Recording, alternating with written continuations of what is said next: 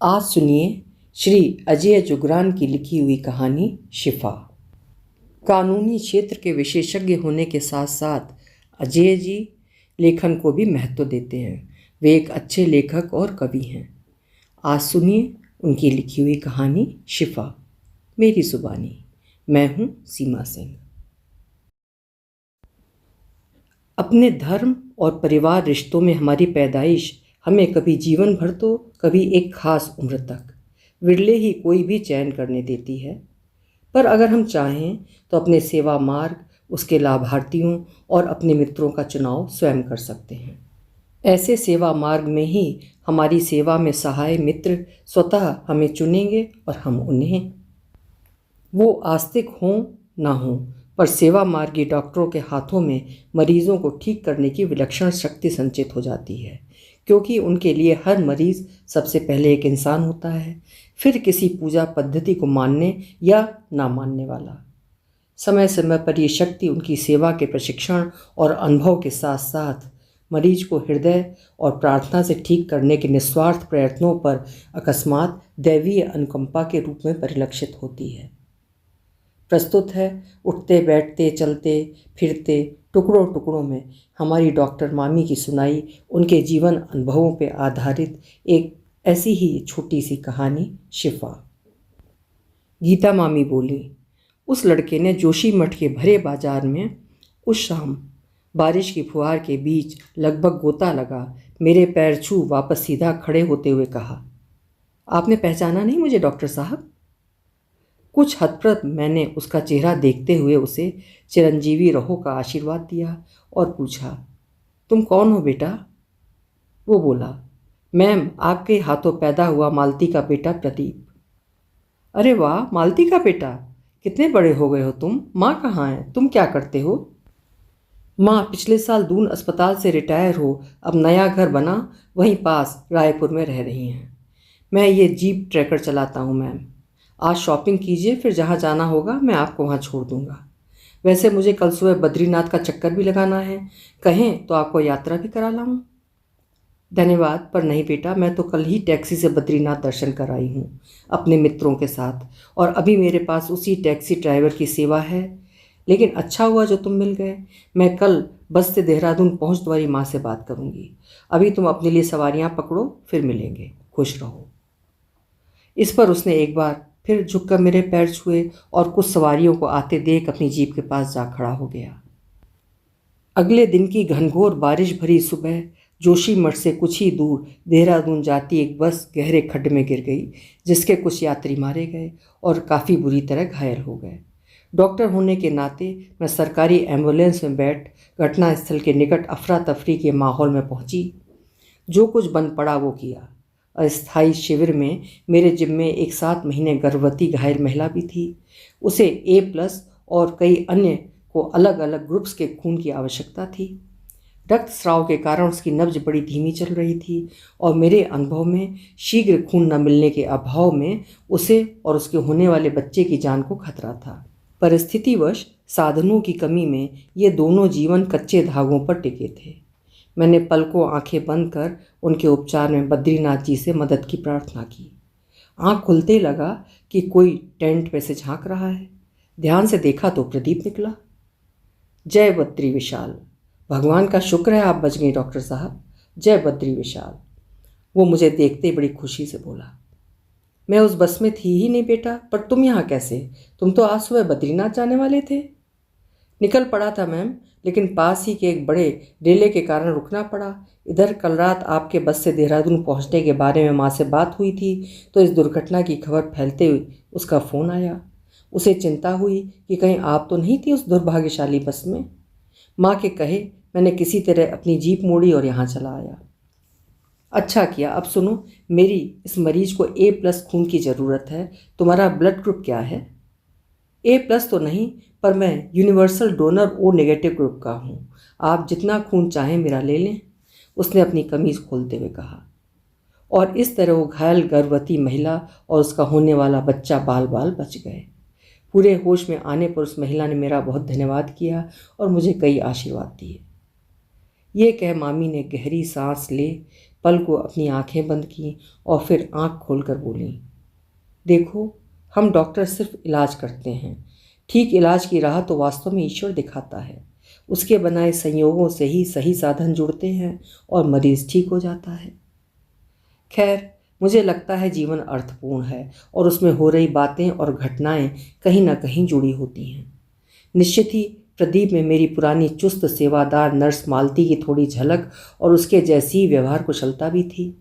मुझे याद आता है कि बहुत साल पहले दून अस्पताल के जच्चा बच्चा में मैंने एक गरीब एनीमिक महिला का बड़ा मुश्किल प्रसव सफल कराने की कोशिश की थी।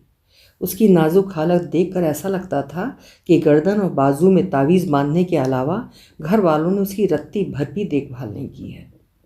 एक जच्चा की ऐसी दुर्गति देख मेरा गुस्सा करने पर उसके पिता ने बताया कि उसने तो बेटी की शादी रिश्तेदारी में ही पास के एक देखे भाले खानदान में की, लेकिन वो बदनसीब अब तक 3 लड़कियां जन चुकी थी।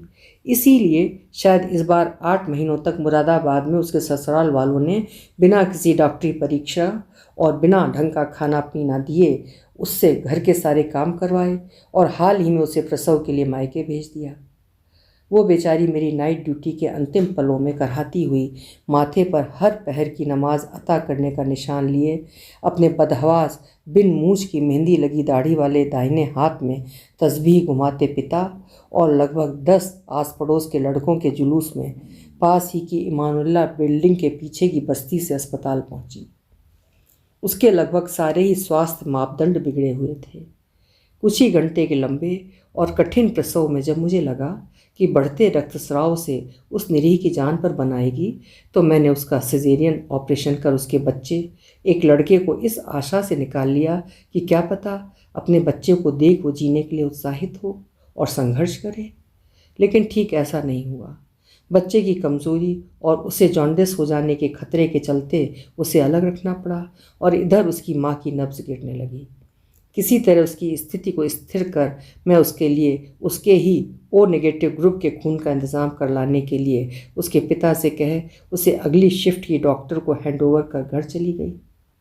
लेकिन ना जाने क्यों घर पर मेरा मन ही नहीं लगा और कुछ घंटे बाद मैं लगभग 5:15 बजे फिर अस्पताल पहुंची तो देखा उसका पिता अस्पताल के मुख्य द्वार के पास सरकारी ज़मीन पर अतिक्रमण कर बनी मज़ार के बाहर बैठा रो रहा है।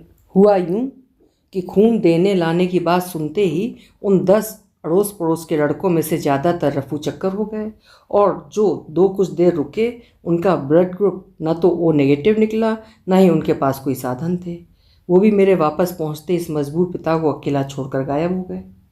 अब मुझे देखते उसने अपने हाथ जोड़े और रोते रोते कहने लगा, अल्लाह के वास्ते डॉक्टर साहब, मेरी बेटी मेरी रुखसाना को बचा लीजिए डॉक्टर साहब।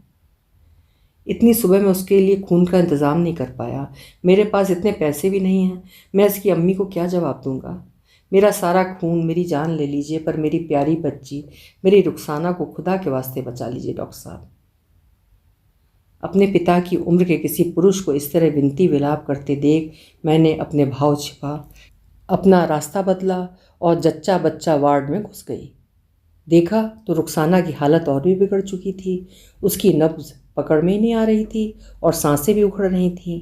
शीघ्र खून न मिलने के अभाव में उसकी जान को खतरा था। मैंने नब्ज़ खोजने की कोशिश में उसका हाथ पकड़ पल को आंख बंद कर उसके उपचार में बद्रीनाथ जी की मदद की प्रार्थना की। किसी के मुझे छूने पर मेरी आंख खुली। देखा तो उस शिफ्ट की नर्स मालती। उसने पास के गुरुद्वारे का कड़ा प्रसाद मेरे हाथ में पकड़ाया और पूछा, मैम इस पेशेंट की हालत कैसी है? इसका बाप बाहर बरामदे में नमाज पढ़ते पढ़ते क्यों रो रहा है? क्योंकि वो ओ नेगेटिव खून का इंतज़ाम नहीं कर पाया और अब उसकी बेटी की जान खतरे में है। हाँ, ओ नेगेटिव खून वालों को तो ओ नेगेटिव खून ही दे सकते हैं, पर इतनी सुबह वो मिलना तो बड़ा ही मुश्किल है। आपको याद हो शायद प्रदीप के जन्म के समय उसके पिता को कितनी परेशानी हुई थी मेरे लिए ओ नेगेटिव खून लाने में। उसने अनायास ही ये सब कहा। क्या कहा? इसका मतलब तुम्हारा ब्लड ग्रुप ओ नेगेटिव है? जी मैम, उसने सक पका कर कहा और मैंने उसे गले से लगा लिया। इससे पहले कि वो और कुछ कह पाती, मैं उसका हाथ पकड़ उस अस्पताल के गलियारों से खून टेस्ट और डोनेशन के लिए ब्लड बैंक ले गई। अगले 1 घंटे में रुखसाना को मालती का दिया खून चढ़ा। इस दौरान मैंने उसका हाथ उसकी नब्ज़ खोजने को पकड़े रखा। धीरे धीरे उसकी नब्ज़ मेरी हथेली में धड़कने लगी तो एक विचित्र रोमांच से मेरे रोंगटे खड़े हो गए। मैंने आंख बंद कर मन ही मन बद्रीनाथ जी को धन्यवाद दिया। इधर थोड़ी देर पहले मौत से जूझ रही रुखसाना ने अपनी डबडबाई आंखें खोल बड़े अदब से कहा, डॉक्टर साहब शुक्रिया, अल्लाह के फजल से अब मैं ठीक हूँ। आप और कब तक मेरा हाथ पकड़े यूं ही खड़ी रहेंगी? जाइए, थोड़ा आराम कीजिए। मैं दुआ करूँगी कि अल्लाह आपकी शिफा को और बढ़ाए। ये कहते हुए मामी का गला भर आया और उन्होंने उस अदृश्य को हाथ जोड़ निःशब्द प्रार्थना की। उनके इस जीवन अनुभव में छिपे संदेश को आत्मसात करने की कोशिश में जब हम सब शांत हो उन्हें एकटक देखते रहे तो वो बोले, आगे चलकर अस्पताल से जब जब जीवन के लिए संघर्ष करता मेरा कोई भी मरीज़ ठीक होकर गया, तब तब मुझे लगा रुखसाना जैसी महिलाओं की दुआ मेरे बड़े काम आई। और हर एक ऐसे अवसर पर मेरी भगवान से प्रार्थना रही कि इन महिलाओं की खुद अपने लिए की गई दुआओं का भी खूब असर हो और उनका जीवन सुख से बीते। अभी आप सुन रहे थे अजय जुगरान जी की लिखी हुई एक बेहद खूबसूरत छोटी सी कहानी शिफा। डॉक्टर्स जो मरीज के लिए भगवान के समान होते हैं, वे भी अपने मरीज को बचाने के लिए ईश्वर से प्रार्थना और मदद मांगते हैं। उम्मीद है ये सकारात्मक कहानी आपको भी पसंद आई होगी।